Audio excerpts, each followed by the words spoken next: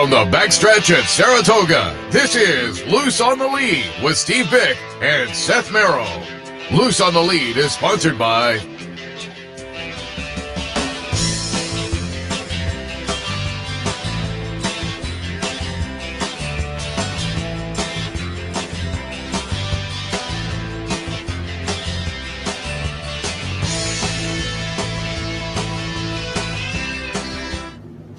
Good morning and welcome to Loose on the Lead on this last Sunday of the Saratoga meet. Man, it went fast. Sunday, September 5th.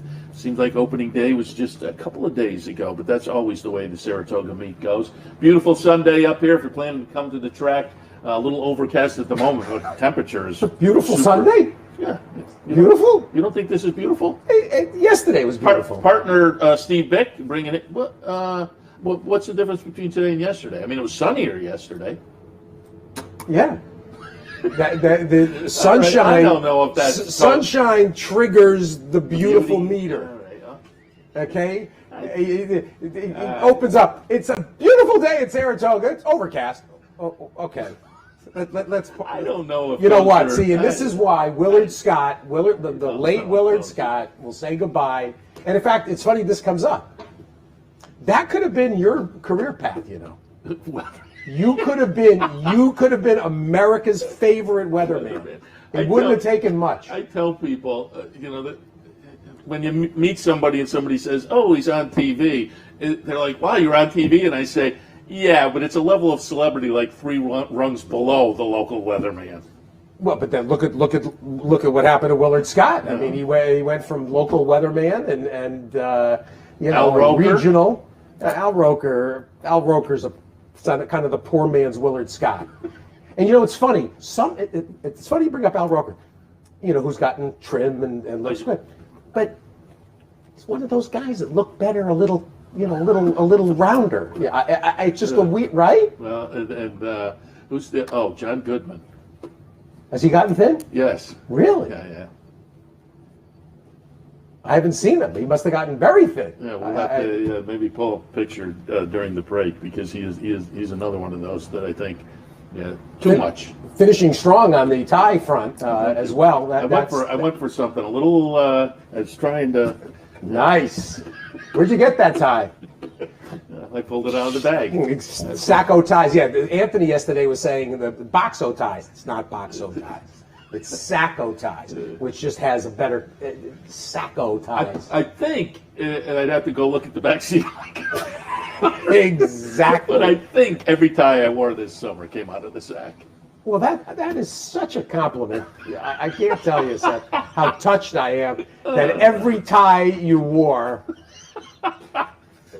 specifically that gray one with the blue stripes, that one is the Louis Saez of ties. I did wear one of my own ties because I wore my Syracuse tie a couple of years ago. I they were gave in the you that tournament. Syracuse. I gave you because I bought that. They were in the playoffs down in Florida. I bought it to wear on Gulfstream when we were down there. That was so. I did wear at least one of my own. Buy that from a fan out of his trunk? No, I bought it a legitimate. Like that scene in Diner? Come here. What size are you? I got a nice shirt for you. Great movie. If folks haven't seen that, look. I gotta rewatch that. Well, we're off to a flying start. I'm not talking horses at all, but I do want to talk because we were talking a little bit yesterday as well, and I said we would tee it up as I ended the other show. Talk a little bit about last week NHC. Youngest guy won the tournament. He did. A kid by the name of Justin Mustari. If you didn't hear him on Wednesday with me, we had a terrific hour-long conversation. A 26-year-old actually works with his father, who's a prominent contest player himself, Frank Mustari, and they do insulation. They insulate homes in the Chicagoland area and businesses. And this was his fourth year in the NHC, and each year he's had some kind of building success. But he was literally from the bell to the whistle. He absolutely was involved and went into Sunday as the leader, then went 0 for 6 actually once we got to the final table, which is 7 mandatory races that everybody plays, the top 10 players. It starts with about 500, this year 560 It boils down after 2 days to 56. Those 56 then distill to 10, the final table, and kind of stealing the concept from poker. So in that final table, he had gone 0 for 6 and gets to the last race, which was the 10th at Del Mar, or no, I take that back, the 8th at Del Mar last Sunday. Son of a gun. Instead of just taking a pick that might have been, middle of the road, that might have, at that point, I think he had moved to 5th or 6th. Instead of taking a middle of the road horse, he took a home run horse that wins at 19-1. And a lot of people that like to criticize the contest concepts say, oh, well, sure, they're bomb throwers, they just stab. It wasn't just a stab. Ray Arsenault, who won 4 years ago, Ray wandered by our broadcast station, and I said, Ray, what do you do here? And he said, the 5, Carla Gaines is strong off layoffs, 20-1, that's my play. And it would be my play whether I was leading or whether I was trying to win. So, and not only that, Scotty McKeever with his Equine Edge product, that was his long shot in his system. So this was a horse that was not completely just, I'm just going to use a 20-1 shot because there's nothing else. And you have to be in position. You have to get to that point to even have a chance to win. So he wins $750,000. It was, the situation obviously this year with the contest. There he is, Justin Mustari. He's going to be a very good champ, although he has the shortest reign of any champ. Oh, that's because we come back, right? Yeah. We come right back in January next year. We come back for the 2021 NHC. But still, plenty of time to get qualified. It was really great fun. Things are a little subdued in Vegas. There's no doubt. Although restaurants were busy, and it was brisk, but it wasn't Vegas as you know it. Most people were following the guidelines in Clark County for indoor masking. Certainly in the contest, everybody at least wore them to their table. And if they got up, they put them back on. At the table, you were supposed to wear, but I'd say about 50-50 on that front. But knock on wood. Did they still do the closing night dinner? They did, absolutely. Everything else that you would have wanted, the cocktail party, all the gatherings, and everybody going out for the evening activities. It was very, very satisfying. Came off very well, and if you missed any coverage, you can listen at our website or on our podcast offerings. We've got I got 18 hours of coverage, Friday, Saturday, and Sunday. 5 hours, 6 hours, and 7 hours. Yeah, you always do a great job. I have told you multiple times when the concept first, I thought, radio show at a handicapping contest, but it is worth the listen. It works. It's always a lot of fun. It works. I mean, it's a play-by-play, and we talk, we'll get people that kind of come through, and we talk industry issues with various parties. And because all the people I've talked to who have been there describe it as, it's a convention for horse players. Yeah, it really is, and it's really true. And not it. Listen, the category, the way it's done, which is $10 mythical win place, it's not for everybody, and there's certain game theory and execution elements that take some practice. I mean, you've gotten very good and very close at winning some nice, whether it's the low roller and qualifiers. You've gotten into some bigger spots.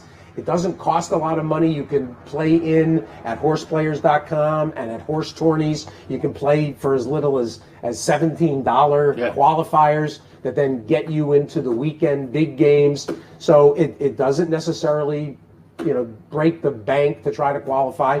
Other people prefer the bankroll challenge, and in fact, I haven't looked up yet to see. Take a look at the Naira website to see who won the yesterday's Jockey Club Gold Cup betting challenge. And the difference between the betting challenge and the NHC style is $2 mythical win place, and bankroll challenge being more of a how you play, win bets, exactas, tries, doubles. They don't play big multis because that just kind of can blow things apart. So find your niche. The contest scene is really, you're handicapping the races anyway. It doesn't take much to then, make the leap and get involved in contests. So I'm happy to help anybody and provide direction. Pete Fornatel's got his book, The Winning Contest Player. There's tons of conversation about it. We do it on the show at least once a week. We have different winners on. You know who I got to meet actually at Vegas this year was Kenny Livengood. Oh. From Kinderhook. Yeah, local guy. Local kid, 22 years old, aspiring track announcer. He made a nice run. He came very close.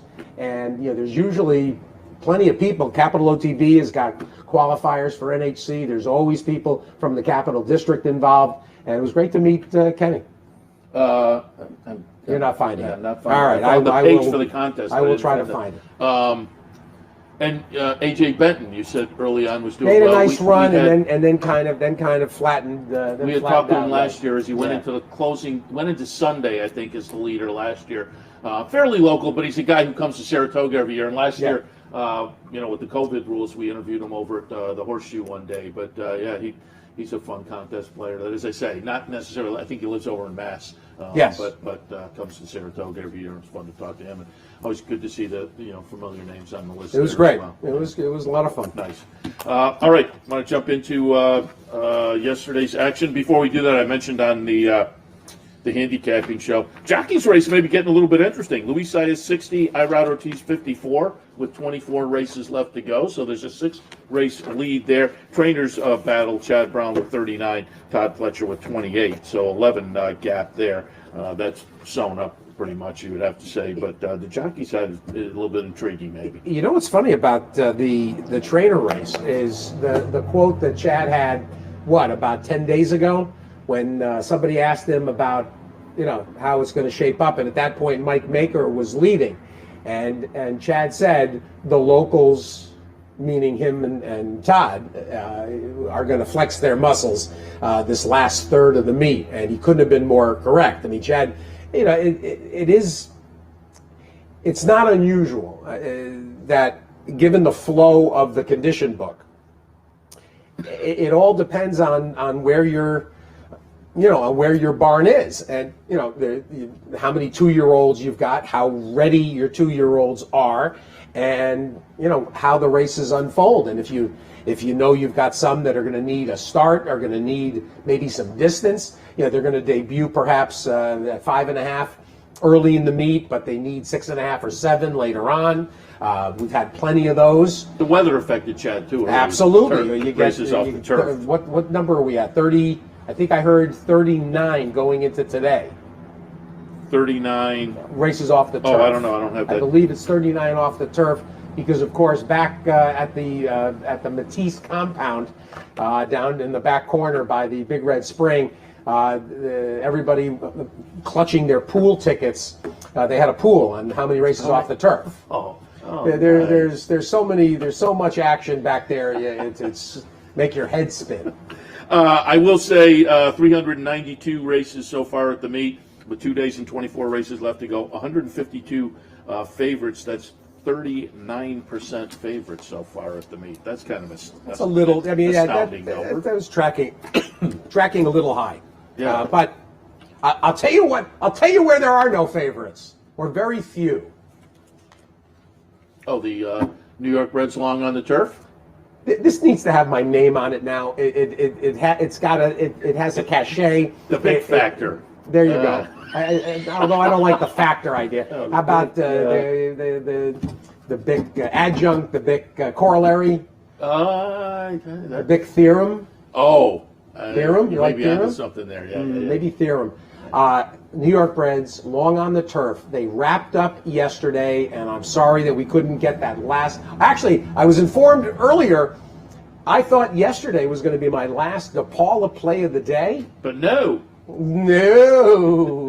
One more play of the day tomorrow. I get a bonus pick, I guess, and I've looked a little bit at Monday, but not closely. But the New York bred long on the turf 24 races this year. Last year there were 20, and there were 6 favorites last year in the 20 races that won. But that didn't stop it from producing an 8-to-1 average on the winners. This year, 24 races, that's maiden claimers, maiden specials, allowances, and stakes. So any time the New York breds go long on the turf, 8 and 8.5 furlongs. 24 of them this year, only 3 favorites, and again, over 8-to-1 average price winner. This is the most productive angle, and it works at Aqueduct in Belmont, but it's here that I first noticed it about 5 years ago, maybe more. And I kept it to myself for a while. But then I when the play of the day comes out, you gotta. No. I last couple of, even before play of the day, the last couple of years, I've been singing the praises of New York breds long on the turf. I thought I'm going to take the example of Andy Beyer and share my lifelong experience and knowledge finding New York breds long on the turf. And in fact, just to prove that Well, like Beyer gets the Beyer figures in the racing form. These races, maybe they have to put a B up next to the conditions. It's only 3 letters. You could put BYK. It's not a big stretch. Some of the biggest prices. Bruce Levine had that reigning candy, 22-1. George Weaver had the maiden claimer, 16 and change to 1. How about the Anthony Dutrow, the Tony Dutrow got put up on DQ. There is one DQ in here that when the Clement got taken down, and Dutrow got put up at 13-1. You could take that out; it wouldn't matter. DePaz 9-1. Henning 15-2. Schettino not once but twice. Same horse, 760-1 and 11-1. George Abro 780-1. Donk 23-1. Charlie Frock came into town. That was one of our DePaula plays. 8.5-1. Kelly Breen 1050-1. The thing is just uncanny, and even the middle prices 9-2, 9-1, 9-1, 3-1, 4-1. It's just uncanny, and the reason is there's just not that much separating these horses. Yes. The favorites, you might have the top pair 3-1, 5-2, 7-2, and then the horses that are 5-1 to 15-1, they're literally a length or two off the favorites. So it all comes down to trip, and in some cases, horses moving inside after being wide previously. There's just not much separating the state breds. You also get, in this scenario, you get state breds coming back to New York. That the Charlie Frock's horse was a good example. You got horses back facing their own kind for the first time in certain occasions. So you just keep an eye on this and track it when we get back downstate in a couple of weeks. Yeah, and again, you had some of those in the play of the day. Great work on the play of the day this year, and you get the bonus tomorrow, so people get one more play of the day. All right, you want to jump in and take a look at some of the action from yesterday? Jockey Club Gold Cup. You bet. We actually have it coming out of the gate, and I wanted to show the entire race because after the race in the winner's circle, Steve Asmussen really made a point of saying they had been working on Max Player getting out of the gate, and clearly that worked as he is right in the thick of things early. He's going to be the number 2 horse and will be a player as they come to the first turn. Forza Dioro wound up the favorite. I was a little surprised at that. I think people were looking at the pace advantage potentially he had and going in that direction, but on experience, he was the one who had to kind of prove himself. So again, I was a little bit surprised he was the favorite. But Max Player gets it done. I took a little pop with Happy Saver. I thought Happy Saver ran well to be second. The number 4 horse, Forza Dioro, runs third in here. But again, Max Player getting it done. Steve Asmussen, really good meet with a number of grade 1 wins. And he said in the winner's circle, it's been a great meet, won some grade 1s. Got a couple more still coming up, though, to put in the holster. So we'll see what he does over the next couple of days. But Max Player validating what we saw last time in the Suburban.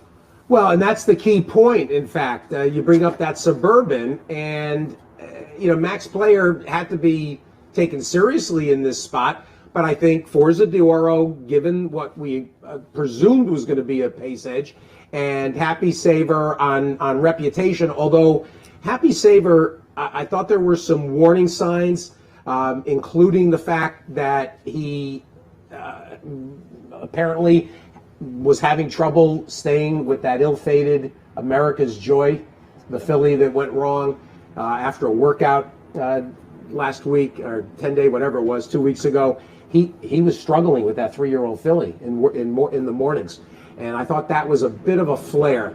But you got to really admire what has transpired in the Asmussen barn. You know, for the longest time, the reputation was for precocity and, you know, sort of those water bug type sprinty horses. And as Steve's reputation and as his client base has grown, he's gotten more and more classic horses. Curlin was sort of the flashpoint for that, and then Rachel Alexandra, and he has gotten better and better at you know, having these kinds of horses and maintaining them. Steve was also very gracious talking about Linda Rice and the job Linda did with the you know, the foundation for this horse. You know, George Hall, the owner, notoriously difficult owner, a demanding guy, and he's got to be thrilled, you know, to have you know, this kind of horse heading into the Breeders' Cup. And he's had nice horses. I mean, the work Kelly Breen did for him for many years, won themselves a Belmont. So this is you know, this is yet another big gun that was sort of out of sight, out of mind a little bit since the Suburban. But wins the first Jockey Club Gold Cup at Saratoga. And let's address that for a minute, because you know there's been this you know not uproar, but you know, some yammering about how can they run the Jockey Club Gold Cup at Saratoga? Well, what they did was they took the Jockey Club Gold Cup and they ran it at Saratoga. Seriously? Here's what was happening. For years, the Jockey Club Gold Cup was being acknowledged as being a bad prep for the Classic, because, and Steve Haskin had written about this and talked about this for years. Haskin explained at the time that running 10 furlongs 4 weeks out before running 10 furlongs was dulling those horses. And essentially, the Gold Cup exiters were then showing up at Breeders' Cup Classic kind of flat. And he said, you got two choices. You could either cut the Jockey Club Gold Cup back to a mile and an eighth, so that way horsemen have the mile and an eighth to mile and a quarter, and you get them sharp in the mile and an eighth, then you drill down and you get them ready for the mile and a quarter. What Naira has done very cleverly here is give horsemen that option in the Woodward. So if you want to go a mile and an eighth to a mile and a quarter, you can now do it in the Woodward. If you want to run the mile and a quarter, you come up here and you've got about a 7 to 8 week interval. If you're going to run the mile and a quarter, now you've got almost 2 months to basically train up to the Breeders' Cup Classic. And I'm sure that's what, I'm confident that's what they'll do. Just more and more, Saratoga is now becoming a launching pad for the Breeders' Cup. Well, and it makes perfect sense. And the other thing about this is, you're running a mile and a quarter at this racetrack where it's configured to run a mile and a quarter properly with a long stretch and the two turns, as opposed to the ridiculous dogleg at Belmont for a mile and a quarter, which is just never comfortable and doesn't make any sense. So bringing this race up here, it was very clever. And now you watch, I imagine you'll have a pretty good size field for the Woodward, whereas for the last several years, the Jockey Club Gold Cup was getting less and less interest because horsemen recognized they didn't want to run 10 furlongs and then 10 furlongs. Yeah, great point there. That the mile and an eighth makes sense down at Belmont. And again, with folks more and more looking at Saratoga as the launching pad to the Breeders' Cup, the mile and a quarter makes sense up here. So nice switch up. Switch up also in the Flower Bowl, moving up to Saratoga. Yesterday's Flower Bowl, Warlike Goddess goes off as the 2-5 favorite and comes down the stretch and validates that. Warlike Goddess is going to be the number 3 horse here, coming out of the win earlier in the meet in the Glens Falls.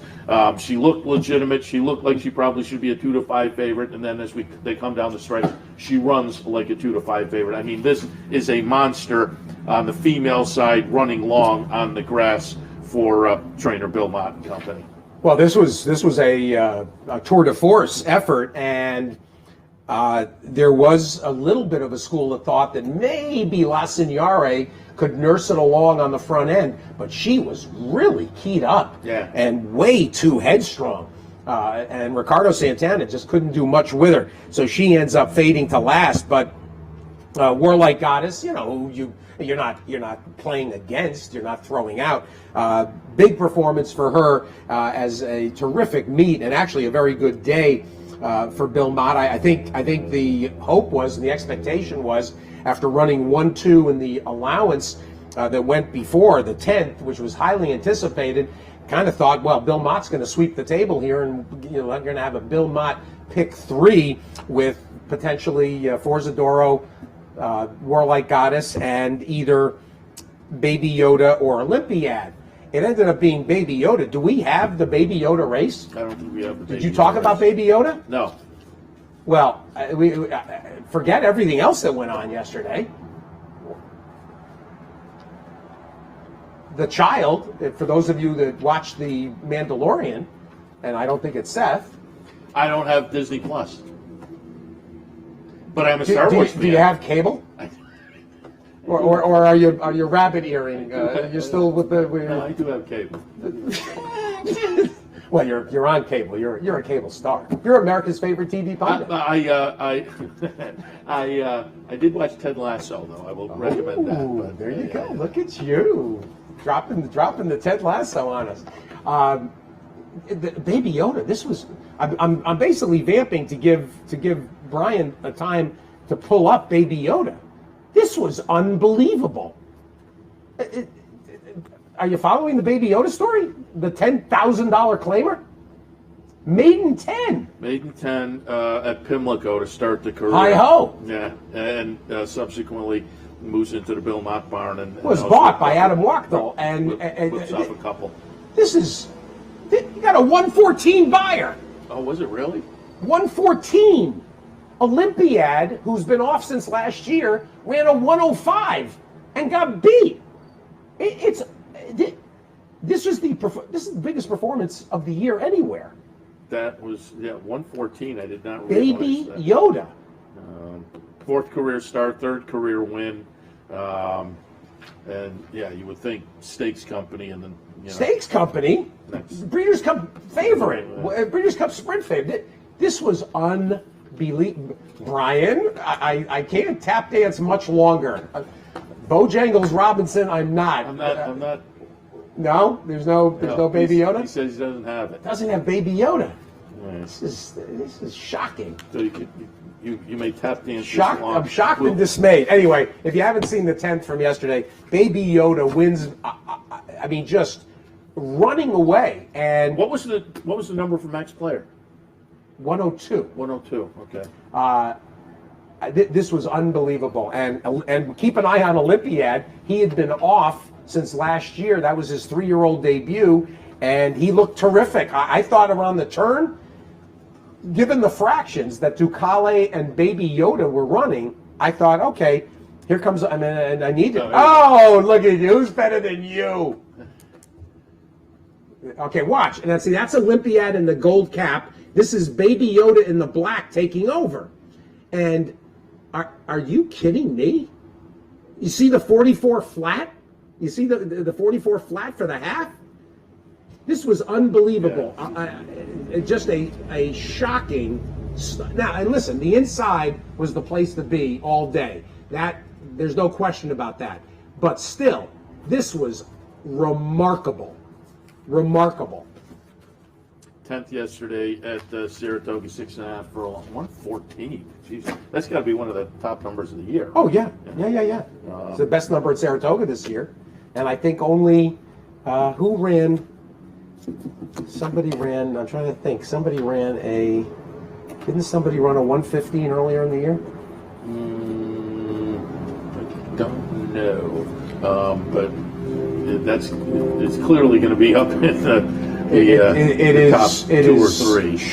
Just stunning, and I imagine they'll want to take some time with him before rushing back, because that was 1-4 off of 114. All right, let's go back and look at the Saranac as well. Grade 3 event, mile and 16th on the grass. It's going to be public sector getting it done here. Public sector, the 6-5 favorite, so just kind of logical. The number 1 horse adds another win to the Chad Brown total. Also adds a win to Irod Ortiz, who, as I say, has closed the gap a little bit on Luis Saez with 24 races left, only 6 behind now. But this put another W in the win column for Irod. Put a nice win for Klarovich and Chad Brown in the Saranac yesterday.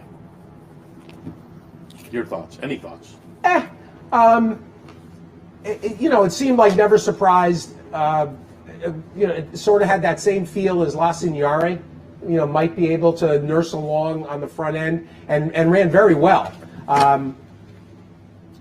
Public sector figured that way. I thought Founder was going to, would get there and be involved a little bit more than he was. And it was not the only stake success, because now for Chad and Seth Klarman, Value Proposition went down to Monmouth and won the Red Bank. Yeah. And just the final stake on the card yesterday. This is a great story. It's going to be the number 4 Scylla getting it done over number 6 Super Sensational. The trainer is listed as Charlie Baker, but that was just kind of a licensing thing. It was actually Brett Brinkman who trained the horse, and Charlie said in the winner's circle, folks walked up to him to get the interview. He said, "No, this guy's the trainer." So you see, in the past performances, had been trained by Brett Brinkman, and Charlie was listed yesterday. But as I say, it was just a licensing thing coming from New York. But Brett Brinkman gets it done here with Scylla, upsetting Super Sensational, who was the 4-5 favorite, as 10-1, the second longest price in the field of 5. Scylla gets it done yesterday under Tyler Gaffleon. Nice story. Louisiana bred for Louisiana horseman Brett Brinkman. He's back at Delaware. In fact, I just got a text from him, and this is a big win for them. And it's not just Brett Brinkman either. Bentley Combs is also heavily involved in this horse, and this is a nice filly.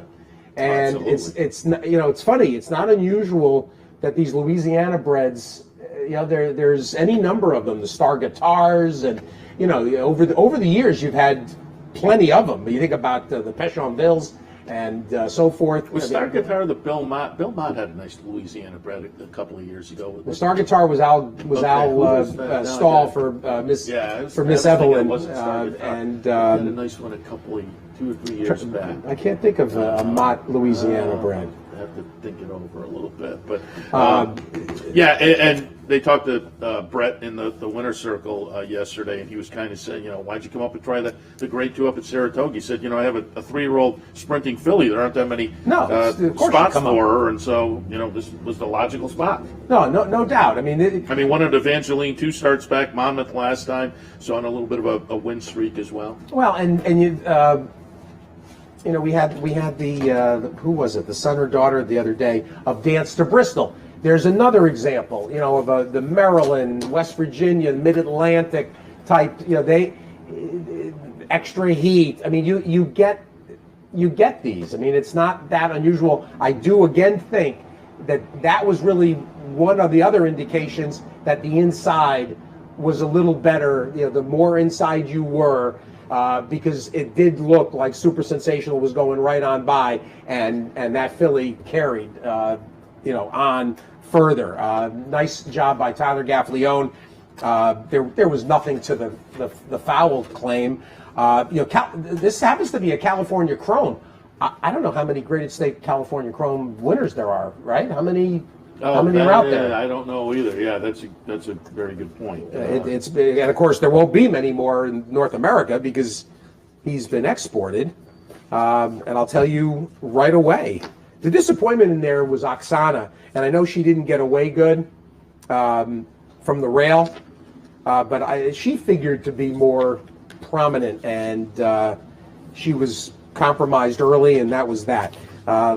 To give you the California, that is California Chrome's 23rd stake winner of any kind from 87 horses. And of course, this is his first crop, are 3-year-olds. But I'm not even sure that the other 2 stake winners were of the graded variety. In fact,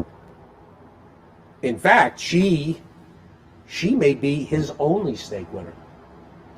She's got 2 stake wins, the Louisiana Legend and the Blue Sparkler. Yeah. She's his only stake winner. Yeah, how about that? Yeah, very interesting. Sean Clancy in the house. So should we take a break? Was there anything else to talk about? Well, I was just going to mention another disappointment on the day that full sibling the Songbird runs off the board. Galt. That was Galt in the 7th race, where you had who won that? Classic Causeway, the Brian. Oh yeah, terrific effort by the Brian Lynch. Lynch saved all his best runners for the end of the meet. Trafalgar for Al Stahl runs second. It kind of it was a little bit unexpected because there were some power players in there, but that was an upset all the way around. We've got our own power player. It's Sean Clancy. He may have sobered up from yesterday's antics. It's well known now. The story has gone across the racetrack. That's why there's no last edition of the Saratoga Special, because the Clancys were running around. They were in everybody's face. They were screaming at people. The MiG, they were chanting the MiG's name. They could be heard picking up on the mics everywhere. Sean Clancy of the Saratoga Special wraps up the season with us with the perfect kind of benediction, like his final cup of coffee column where he says goodbye and everybody wipes away a tear. Sean Clancy joins us next. That's Loose on the Lead, particularly loose this morning. You ain't kidding. Stay tuned.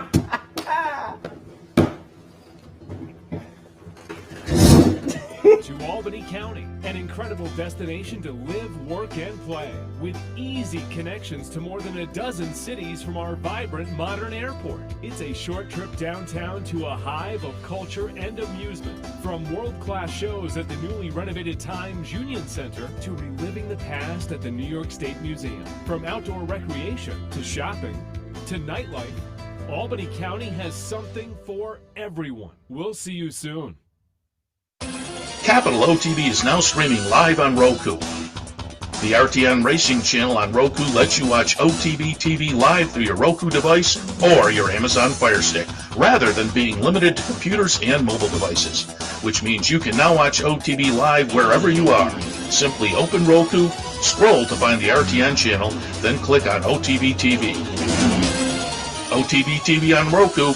Try it now.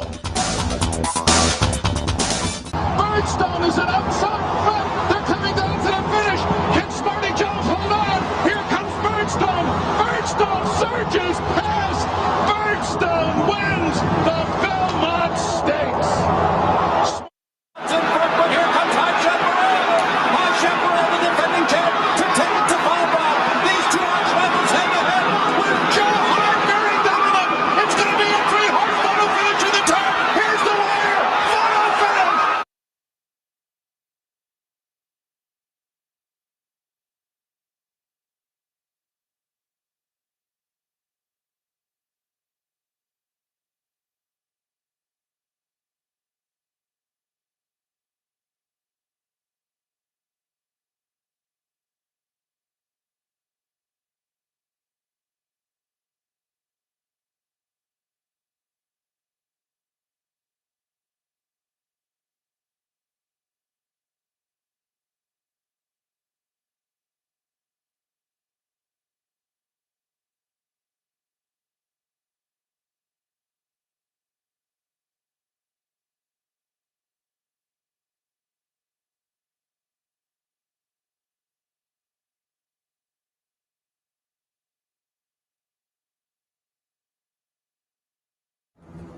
Welcome back to Loose on the Lead. As noted before the break, emphasis on loose this morning as we wrap up the Saratoga season on this final Sunday of the meet. Happy to bring in Sean Clancy from the Saratoga Special. Sean, Joe, Tom Law, great job with the Saratoga Special. pick it up, check it out online. You can check out the whole season online. And Sean, good morning. And as we get started, just talk a little bit about the season with the special this year. Well, look, the most important thing, we were here. You know, I mean, I think the last column wrote player, like, what was your highlight? What was your low light? And highlight, obviously, was just coming back here, just being here. And as I knew, all of us that kind of suffered through just a wretched 2020, it was nice to come back here and then be a part of it, just see your friends and enjoy what we do. And I was walking around yesterday, and it really hit me the best part of Saratoga. I mean, what makes Saratoga is that there's a place for everyone. As we were walking around, you see the owners the riches of the rich with a racer, they go up to the top and they're dressed up and then there's everybody to a $2 better, and there's the people in the picnic area, and everybody's got their spot. That is their spot. And I just think the place, when you look around and realize that, to me, is what it's all about. It's just and everybody's enjoying the same thing, but a completely different vantage point, but in their own lovely way, their own kind of idiosyncratic way of like going to the race, whether you're sitting with your dad or your kids or sitting upstairs. Or I just think that, to me, just yesterday hit me. I'm like, this place is just amazing. And that brings up, I had Steve Esmussen in yesterday, and I talked about Rachel Alexander, and you talked about everybody enjoying the place. He made a great point. We talked about Rachel, and I said, one of my best all-time racing memories is her in the Woodward. And he made the point, and you said it, everybody comes here and is enjoying themselves. But it doesn't typically happen in an individual race because everybody has their own horse. But with her, everybody was rooting for her that day. So the roof blew off the place. It was just a great performance.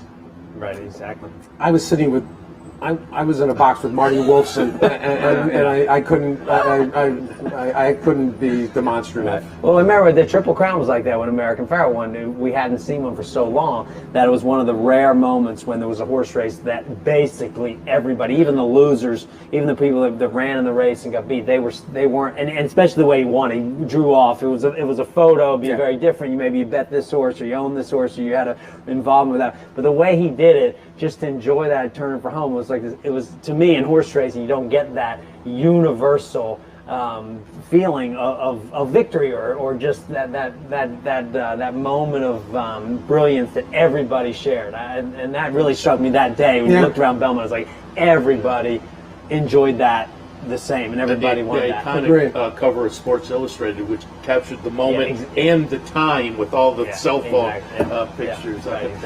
Before we get into it much, I wanted to get your opinion, because to me, race to the meet may be too strong, but the conversation to me, certainly. I want to get your thoughts on last week's Forego with the Alpine and Frenzy Fire. And as a former jockey, I'm wondering if this ever happened to you on the jump side. But again, as you've been walking around town with the newspaper and whatnot, have you gotten the feedback that, as they say, this is kind of the conversation, the meet with Frenzy Fire trying to take the chop out of you? Right. I mean, it was just at a moment you realize that we have just somehow, the horse's generosity has allowed us to do anything with them, and you realize at that moment it's like they are just these wild beasts that, like, we just somehow we haven't tamed them. They've just decided that they'll go along with us. When you see that kind of moment, I thought Yalpam was. I mean, the credit to him to keep running, to not react. I mean, he's like, you got a horse just going after you, and he just puts his head down. He did once kind of look at him like, I don't really need that, but he just kept running. I was so impressive that he kept running. That ever happened to you on the jump side? No, I never had one try that. I mean, we've seen it before where a horse will reach, maybe one quick savage, but I've never seen one go after us for that long. I mean, he was just so determined to try to get to the other horse. That is amazing. No Patty ever tried to bite you from the saddle? No, we were just trying to hang on. We had enough problems. I do want to, because I haven't talked to you on the air since I saw you in the winner's circle that day, but we had the jock fall off the sure winner earlier in the meet, which was unfortunate. But then later that day, you pulled up a picture on your phone where you were literally hanging onto the neck of the horse coming down the stretch. That wasn't one of my finest moments at Saratoga. And it was interesting. And I kind of thought about when Jose Ortiz on Frenzy Fire the other day, he's riding. And I think, you got to remember, you're standing in the stands, believe me, it's going. The difference between being in that moment and watching it, it's night and day. So, I don't think Jose even really grasped what was going on. I mean, he's trying to ride. You're so focused on winning a race that stuff will happen that you don't even realize it. And in my instance, I jumped the last fence at Saratoga, 5 in front, And I went to change my cross, and I got my knot got in the way, and I was like, man, what am I doing? I missed my cross. Like, what am I doing? I went to do it again, and I got the knot fumbled up, and I was like, I can't get my cross at Saratoga. Like, what's wrong with me? And I went to do it a couple more times, and then I realized that the saddle had slipped back so far on the horse that I was literally at the knot, and that's why I couldn't get my cross. And I kind of I was like, you know what? I'll just keep riding. And I was doing pretty well until the saddle became a bucking strap. The girth came up and he propped and bucked. And that's when I was like, woo! And I was way out of the tack. And my foot was on the ground in the photo. So I lost the race. And then all my friends ran me over. I came back. I was like, guys, I was falling off for an eighth of a mile. I'm clinging on the horse for an eighth of a mile, and you guys still ran me over? That's how many friends I had. The picture was great, though. It's just you hanging out. And there have been a couple instances where that has worked out for jockeys. So long as you don't touch the ground, exactly. you're okay. Yeah, my foot was on the ground, so I lost the race. And it brought me back to the point I made earlier. That I remember, like a couple days later, I was at the track. There's Hot Walker Dave sees me. Oh my God, I can't believe it. I had the double, I had the exact, I can't believe it. And then minutes later, Barry Schwartz, I run into Barry Schwartz, who I've known since I was galloping horse for Mike Hutchins. Oh, I can't believe it. I had the double, I had the exact. It's so cool to see, the racetrack where everybody was, in the same kind of moment of like that is just pure, just defeat, I guess, is what we were all sharing that day. So what else were your highlights of the meet? Last weekend, I thought, for bettors, it was tough to make money, but man, the racing just lived up to it. We certainly had to see like 3 champions last weekend, and yesterday with Max Player, that was a nice performance as well. I think the racing has been great up here. No, the racing's been fantastic. I thought Steve Asmussen winning the title here, breaking the all-time record to do it here in that far-flung stable where he's racing horses all over the country all the time. I was kind of keeping track of the days leading up to it, and every day he'd have horses at like 5 different racetracks, and how it happened here was just serendipity. The gods were looking down. That to me, I thought that was as cool a moment, just because it was somehow serendipitous moment that had happened here for the fans to enjoy that. And then even the aftermath, the weeks following, like I was interviewing him the day before the Travers. I was late, I didn't get him in the morning, so I'm over there scrambling at the race. He'd run a horse like in the second race. You couldn't get through a conversation without several people coming in. Oh man, I was there. Oh, I remember you from Lone Star. Oh, I remember you were at Birmingham, and just sharing that moment. And I just thought that was so special that it happened here.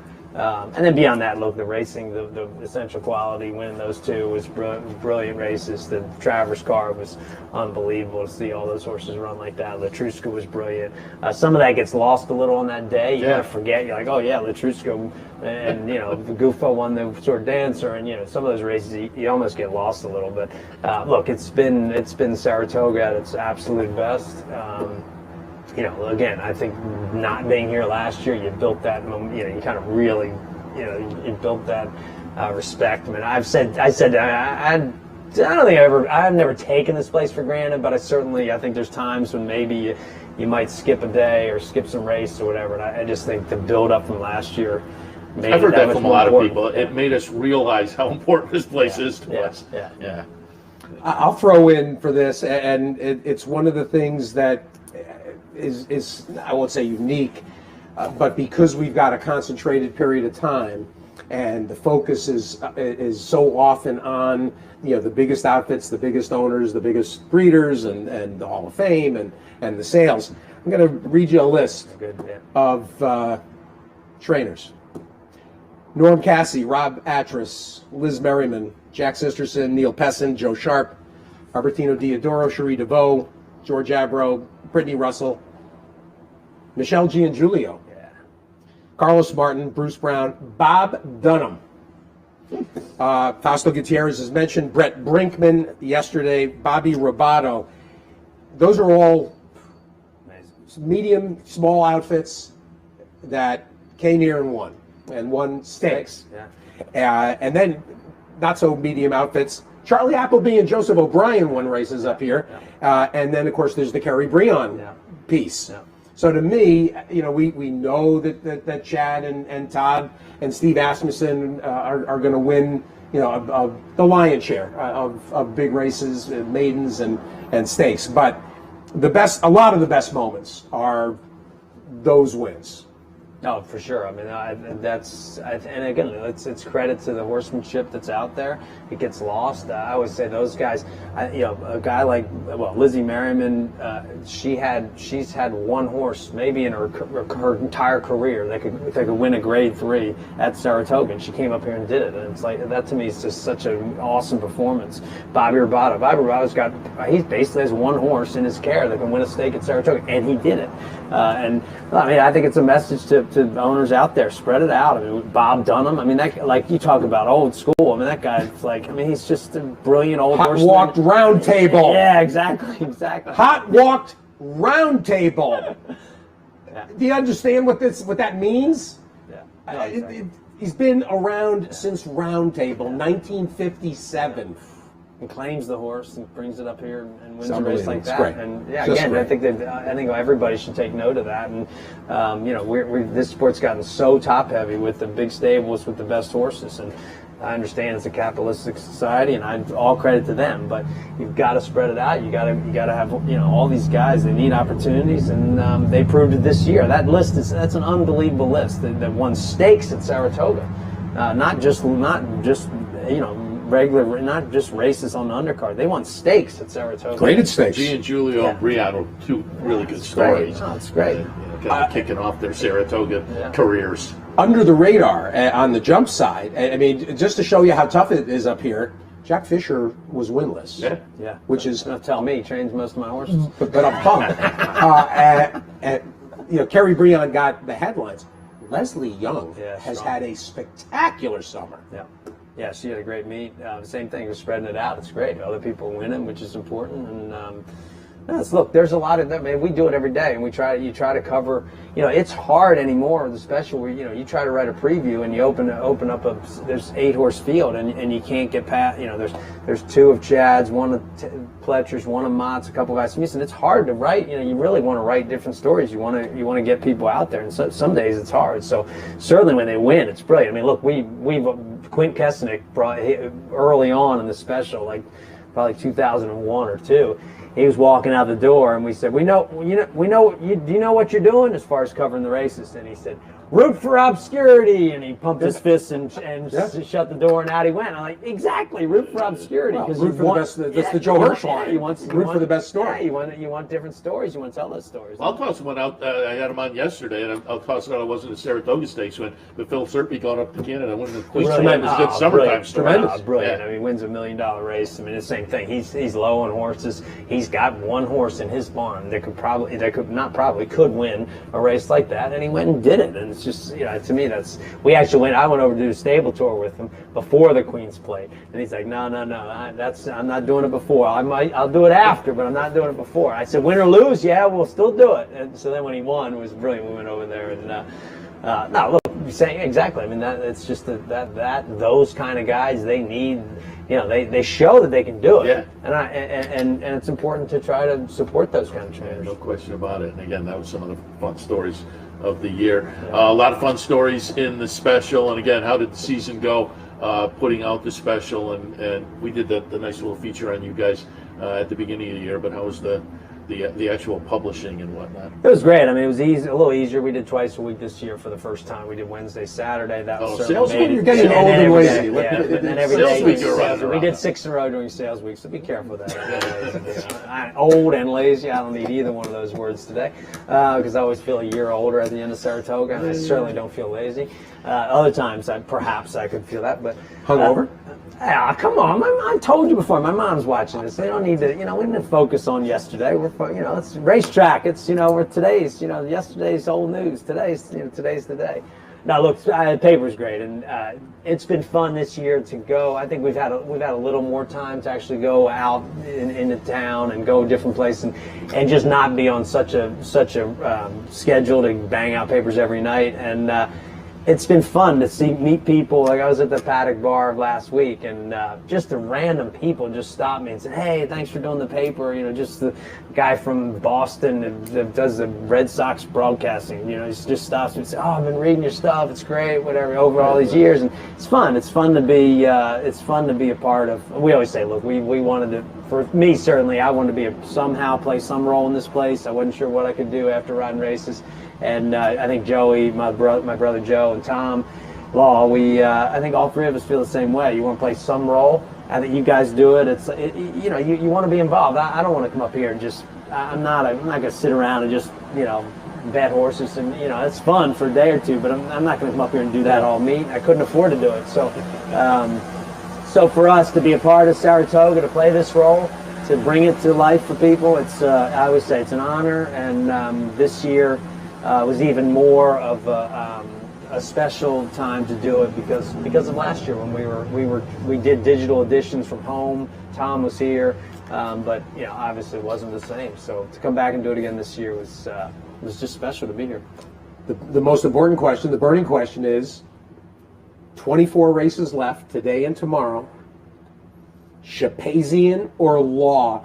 Who wins the handicapping battle? You could see Law was just, he was flop sweat about 5-6 days ago. No. He opened up a nice lead. I don't know what that is. Was it you that was talking to Albert Brooks in broadcast news with me? Yeah. Wow. You could see Law. I had him on together about 2 weeks ago, and you could see Shapazian making the move. Right. Yeah. And the Law was a deer in the headlights. He'll be all right. I don't know. I think it's over. I think they're over. Oh, I think it's 24 races. No, he's leaving parts on the ground now. Now you got to remember, Tom Law could have when he was 10 in front. All he had to do, because he actually gets Shapazian's picks and puts them in the paper and formats the whole thing. All he had to do was pick every horse Shapazian had, and he wins by 10. I mean, that's the kind of guy he is. At which point we would have deposed him from his National Turf Writers and Broadcasters job. Doesn't say handicapping. It's not National Turf Writers and Broadcasters and Handicappers. They're not in there. That's a fair point. Not in there. That's a fair point, actually. Look, we got to, as I said, we're rooting for obscurity. We're rooting for Tom Law. I mean, Shapazian's won it before. We got to root for him. We got to try to get him home. You just jumped off the guy now and beating him up, calling him flop sweat, and a deer in the headlights. Thanks, pal. And if he loses to Shapazian, he's the second best handicapper here, right? Unless one of you guys got more. I mean, I don't know. Seth may have more. I'm chasing. Last year I was right there. All right. Tom got one up on me on the so last let's day say he last finishes year, second. In your book, there's Shapazian, and then there's Flop Sweat, Deer in the Headlights, and then there's the rest of you guys. So I don't know what we're calling you guys. What does that make? I don't participate in it because I refuse to pick every single race. It's just not practical for me because I've got. Whoa. I go on the air 9 to noon. We're in Saratoga. We're Saratoga betting on horses, and you're telling me it's not practical. What is practical about being in Saratoga? Well, races 1 through 4. It's pretty practical. Thank you. Settling now. 1 through 4. Oh, I only do the first. No, I do races 5 through 10 or more because when I get off the air at noon, I don't have time. I don't have time to. I can't make the changes. I understand. Let me give you a day in the life of Tom Law. So on Friday night of the Travers, we stay up all night writing the paper. We leave at 2:00 in the morning. We leave the office, and then Tom and we get back to the office at 5:30, and we're faced with 4,000 newspapers, and we put them on golf carts, and we drive them around, and we distribute them. So like practical. I mean, this isn't really a practical. I gotta ask a question. It's a funny question. I'm not in there either. Lane's End, Keeneland, our friends at Country Life, Josh Pons. Yeah. Our mayor just came back. You give these out free, huh? All these placements, all these ads? Yeah, I mean, I got money. I'm just doing it for fun. It's just customer service.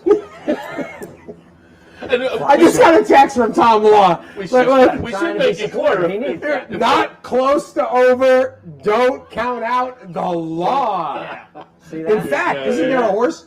Isn't there a horse today? Something the law? The law? No. The lady is the law. Oh, you're right. Linda Yeah, Rice. you're Linda right. Rice. You're The right. lady is the law. Could be It says on nothing about Tom is the law. Don't give up on him. We should make it clear, though, that we're talking about the handicappers in the Saratoga Special, which every day, even if it's not published every day, you can catch the selections every day. That's right. They pick every race. They pick every race every day. And Tom... Not like lazy lay about me. Impractical. All right, they have an early post time today, so we better. We really? Jesus, we got the hook. I tell you, is the music coming on? Yeah, we'll let you the go. Hook, the hook is going to come out. We'll wrap it up. But Sean, appreciate the visit, and again, another great job with the special. Outstanding. Thanks, guys. So special. What's up for the fall, by the way? What? We'll regroup. I got to reintroduce myself to my wife and son, and go to Keeneland. They make it up go to during the meet, Keeneland. though, right? They didn't come up this year. Oh, they didn't? I haven't seen them. So we'll go to Keeneland sales, look at some yearlings, try to buy some yearlings down there, and then obviously jump meets on the weekends and a few. Far Hills, baby. Far Hills. Yeah, you coming there? Of course, I'm coming to Far Hills. Good. It's only Iroquois that That's I right. strike out. Because impractical. Right. Gotcha. All right, we'll take a break. We'll come back. We'll wrap it up for the season. Loose on the lead. Stay tuned. Are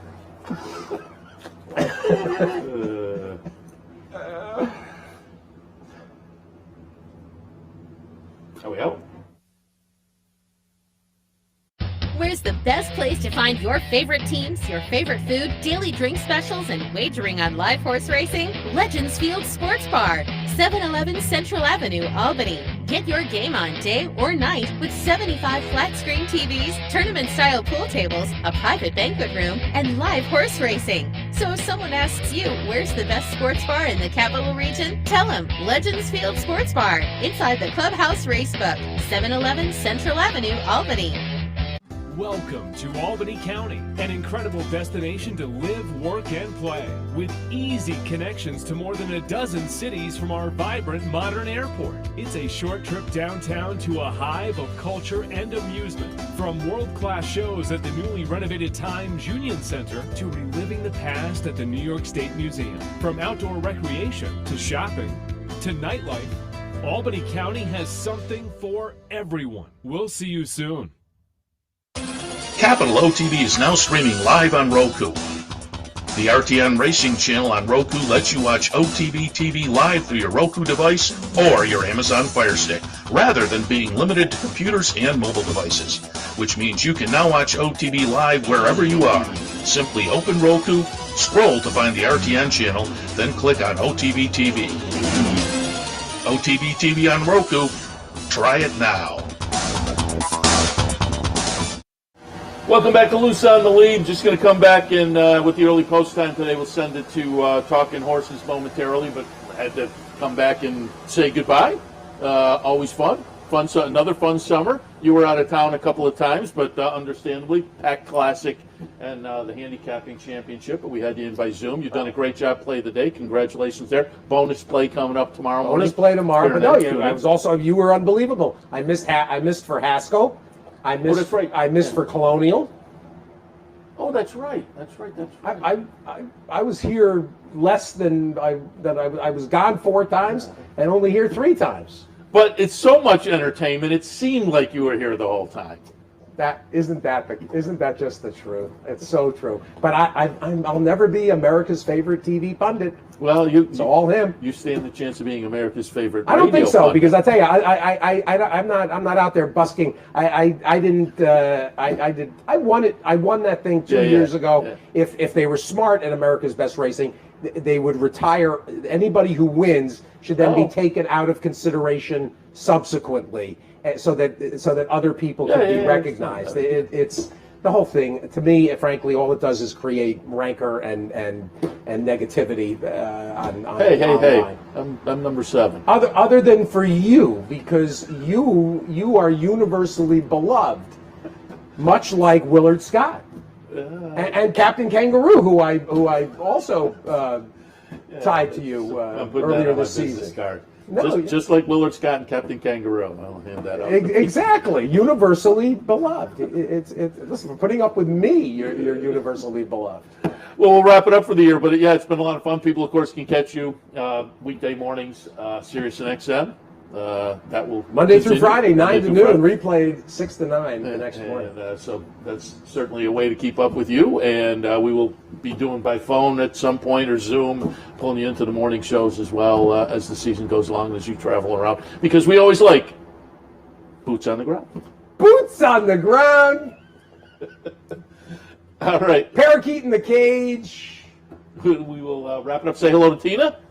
Great job. Hello, Tina. She's with the baby in Rochester. Oh, okay. All right. Very good. Yeah, she called me during the show, and I sent her an emoji of a television. Very good. But as I say, it's been a fun season. Yeah, as always, great. appreciate it. And thanks to everybody who say so many nice things, and for those of you that don't. Thanks for everybody that came up this summer. It's been really spectacular. Two more days of it. They got beautiful sweatshirts for you today if you're still thinking about coming That's up. right. I didn't mention the T-shirt hoodie. Free while supplies last today. Yeah. Low rollers contest. Keep that in mind. A lot of fun. Your last shot. I will be jumping in. Seth Merrow, free while the supply lasts. And it is fun to go around the front side because it is the people who are our audience are over there, and so I get a lot of feedback. And I would say about 50% of the time you get thrown in the mix. People say, "Hey, I like the morning show, I like the morning," but then it's like, "Hey, I like Bick, I like Bick, I like Bick." So about 50% of the time, the feedback I get 50% is focused on you. I can't give you all of it. Mr. 50%. I can't give you all of it. All right, we will wrap it up for Loose on the Lead, not only for this Sunday morning, but for the 2021 What a season. We Unbelievable. appreciate your tuning in. We're, of course, back here on the network tomorrow morning to completely wrap it up. 9 a.m. for the handicapper support, 10 a.m. for the last race across America. But, Steve, it's been fun. Seth Merrow, always a pleasure. We will wrap it up. Great racing this afternoon. Good luck. We'll see you tomorrow morning to wrap it up for the season on OTB TV. Good luck this afternoon. The operative word being wrap it up. You're watching OTB TV, a service of Capital Off Track Betting.